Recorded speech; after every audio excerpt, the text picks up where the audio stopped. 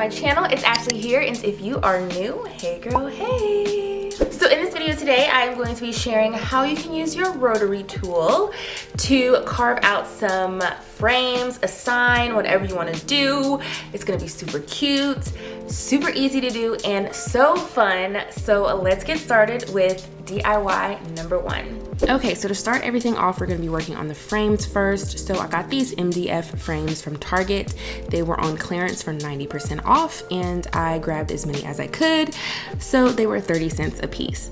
So the first thing I'm going to do with this is I'm going to remove the sawtooth hanger from the back so that when I start to draw on the front, I don't have to worry about this being wobbly and unbalanced. So I'm going to be carving around the side frame. So I'm just going to take a Sharpie and I'm going to start to draw a design. So I'm really doing a very simple design, nothing too intricate. And I'm going to go around the entire frame. So if you want to be fancy and do like some nice drawings and things like that to carve out, go for it. But I just kept it really simple to show you guys, and I'm doing some really simple designs.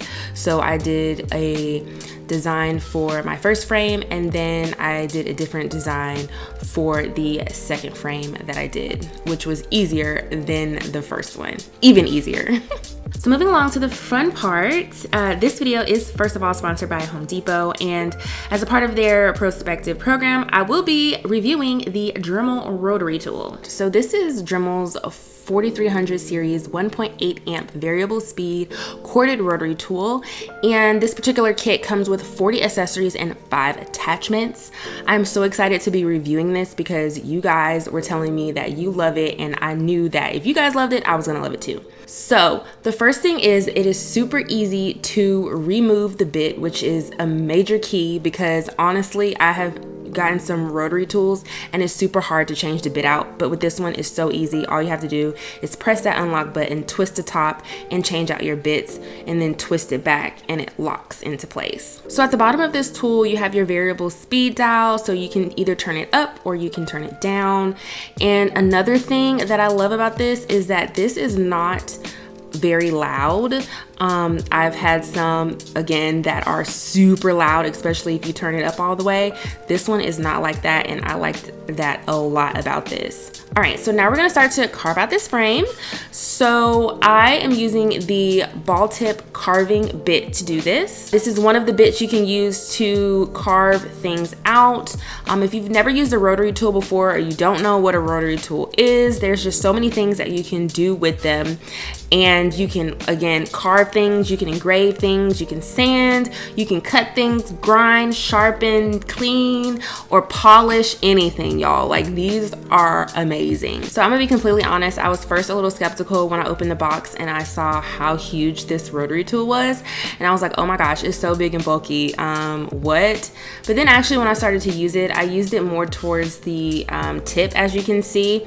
And it really felt a little bit better. Although it's still a little bulky, it did feel a little bit better to just be holding it at the tip and not, you know, of course, have it holding it where it's a little wider at the top. Another thing is though that I just saw that they do have an attachment piece to this. So you can get the attachment piece where you'll have that little, like it's like a smaller kind of, it's more shaped like kind of like a pencil, a little bit thicker than a pencil, but it's smaller than this one, and you can kind of attach it and it'll still be a part of like the rotary tool, but it just be a smaller grip instead of, you know, a larger grip. So all in all, I really enjoyed using this rotary tool to carve out the frame. It was really easy. I did this in no time. I thought it was going to take me longer than what it did, so I was surprised, and it got the job done. Okay, so after I got done carving out this frame, I just went ahead and I carved out the next frame that went by super fast because all I had to do was just like carve out those lines. The next thing I did was I began to paint the frames. So I paint the frames, I made sure I got into the grooves of my carvings as well. And the color that I'm using, it's kind of like an off-white color. I can't remember the name, but it's an off-white color. It's not pure white. It's really pretty actually. And I did, for these, I did about 3.5 coats, I believe. So if you are using these same little signs that you can get from Target, I would probably recommend that you prime it first and then you start adding your white paint on top, if you're painting it white. All right, so one of the signs, I decided to change up what I was doing. So instead of keeping the center portion, I decided to remove that. So I came back out here with my Dremel and I took the cut off disc and I just used that to kind of help me cut around the frame. So I cut certain areas. So I cut the front and then I started to cut some of the back, so it'll just be easier for me to kind of pop this out. And once I did that, it was literally easy. Like I just did like one punch and it like popped out of place. All right, so then I switched out my bit again and now I'm going to be using the sanding band and I am going to just sand the inner portion of the frame where I popped that part out, just to smooth those edges out. The next thing I did was I took that piece that I popped out and I decided to cut that into 3 different parts, and then I'm going to add that to the back of the frame. So the 3 pieces that I cut out, I repainted them, and then now I'm gonna take this twine that I got from Michael's. I love this twine. I am going to just take them, I've already cut them out to the sizes that I need. I put 2 of them together and I'm just going to glue them to the top of this using my hot glue gun. So all I did was I pulled them like really taut, and then on one side I started to glue it, and then I pulled that side taut, and then I glued it to the opposite side. So for the piece that I'm gonna have on the bottom, I just took a piece of twine and I just glued it to the top of that with my hot glue gun as well. So before I move on, I feel like I need to tell you guys what I'm making. So I changed my mind and I'm gonna make this into like a jewelry holder. So these pieces right now that I'm about to attach back to the frame, they are going to be the pieces that can hold earrings if you need your earrings to be held on this. So I'm going to attach that bottom piece, which you can hang earrings from that too, and then I'm going to attach the 2 pieces, which the earrings would be hung from where I have the twine.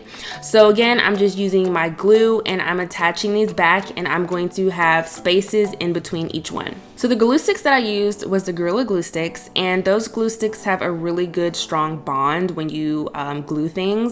But if you want, you can also add like these little tiny screws to the back as well, to each of the pieces. Moving along, the next thing I'm gonna do is I'm gonna add these gold hooks to the top. So when I add these to the top, you'll be able to add necklaces and bracelets and things like that.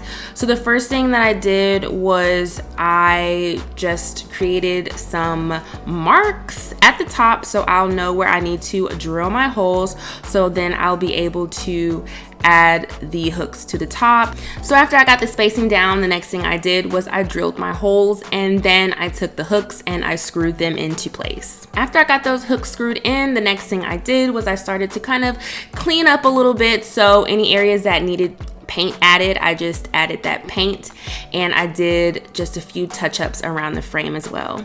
The last thing I did to this was I added the sawtooth hanger back, but instead of it being horizontal like it was, I just attached it to the top vertically. All right, so we're moving right on into the second project, and then I'm gonna show you both of them at the end because they kind of go together. So anyways, I am taking my measurements and I am going to then take this to my Cricut, and I am cutting out the letters that I am going to use to place on this sign. So once I got everything cut out, weeded, and pulled off of my mat, I'm now going to place it on my sign. So this sign is going to say, "Be still and know I am God."